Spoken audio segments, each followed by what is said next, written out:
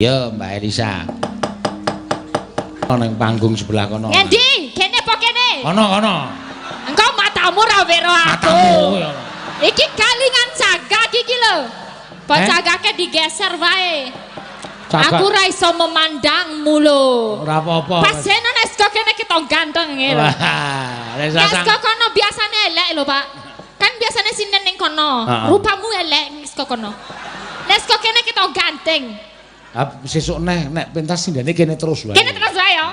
Wah ya ora cocok, mending ketok elek wae. Aku seneng nek rupamu elek aja bagus-bagus. Wis ora apa-apa, wis ben nengke wae wis. Aku susah memandangmu ki arep keri apa kanan. Sinden kecemplung neraka ya kaya. Kok kecemplung neraka. Kowe ngenekke aku elek-elek urung-urung wis ngunekke matane ra weruh. Lah iya, iki maksudnya matanya enggak lihat. Aku rada mundur ora ya ketok.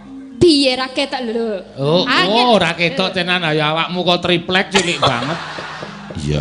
Iki wis ketok ya ning kene ya. Heeh, wis ngidak cah cilik. Ketok tenan lho, Des. Aja engko nek ra ketok meneh engko. Iya. Iya, ndas.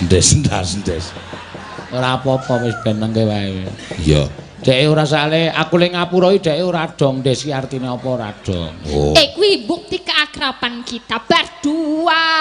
Iya. Ya ora? Kaya wong akrab ngono lho, nek akrab kan kudu ndes. Pokoknya aku nek wis mangan jangan lombok dadi ndes pokoke ning kene. Ki mau dinaik jangan lombok meneh ya ndes meneh. Kumat nek medun mari ngono ya. Nek medun mari, nek dipangani jangan lombok meneh ya ndes meneh. Oh ya sesuk tak. Sesuk nek mayang ning Wonosari do tak weling sing nanggap ampun jangan lombok. Mungkin ndak kula dindas-ndeske. Oh ya, terima kasih ya, Pak. Wah, ngene iki. Cepat langsung sigap set dua cemplung set langsung tak lebokke kene. Lah tanake kono ya rugi aku nih.